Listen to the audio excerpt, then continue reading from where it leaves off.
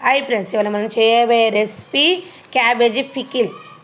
దీనికి కావాల్సిన stove on చేసి 100 గ్రాముల నూనె పోసుకోవాలి. పల్లి నూనె వేసుకోవాలి.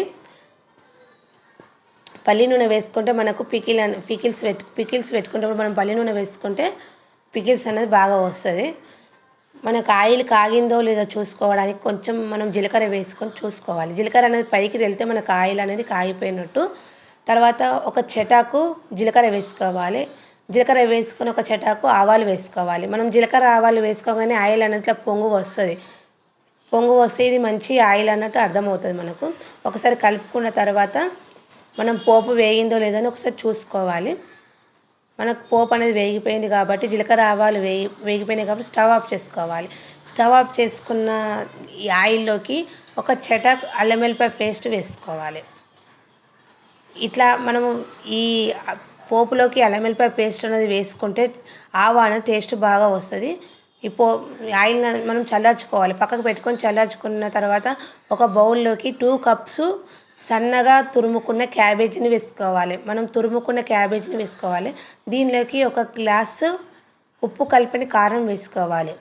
గ్లాసుకు తక్కువ ఉప్పు, మనం బిర్యానీకి కొంచెం పావించు తక్కువ ఉప్పు వేసుకోవాలి. సరిగ్గా వేసుకుంటే సాల్ట్ అనేది కొంచెం ఎక్కువ వస్తుంది.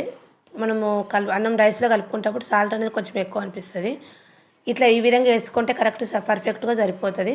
తర్వాత 1 స్పూన్ జీలకర్ర పొడి, 1/2 స్పూన్ల సగం మెంతి పొడి వేసుకోవాలి. ఒక 1/2 స్పూన్ ఆవ పొడి వేసుకోవాలి. మెంతి పొడి అనేది కొంచెం తక్కువ వేసుకోవాలి. ఒక నిమ్మకాయ పిండుకొని వేసుకోవాలి. నిమ్మరసం వేసుకోవాలి. వేసుకున్న తర్వాత ఇదంతా కలిసేటట్టు బాగా మన క్యాబేజీకి మిరము, ఆవాల పొడి, మెంతి పొడి, జీలకర్ర పొడి అంతా కలిసేటట్టు బాగా కలుపుకొని దీన్ని పక్కకు పెట్టుకోవాలి. పక్కకు పెట్టుకున్నాక మనము చల్లార్చుకున్న పోపును ఒకసారి చెక్ చేసుకోవాలి. మనకు పోపు అనేది చల్లారినాక మనం కలుపుకున్న క్యాబేజీని దీనిలోకి వేసుకోవాలి. పోపు చల్లార్చినాక మాత్రమే మనం క్యాబేజీ కలుపుకోవాలి. వేడి మీద ఉన్నప్పుడు మనం క్యాబేజీ వేసి కలిపితే ఆవ అనేది బ్లాక్ అవుతుంది.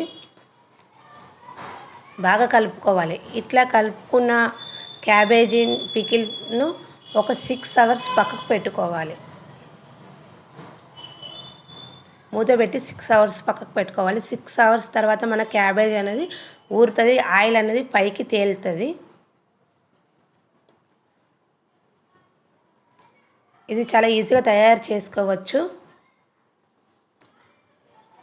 మూత తీసి చూస్తే మనకు ఆయిల్ అనేది పైకి తేలింది కాబట్టి మనకు పికిల్స్ అని రెడీ అయిపోయింది. ఎంతో రుచికరమైన cabbage pickle ready. Bye friends.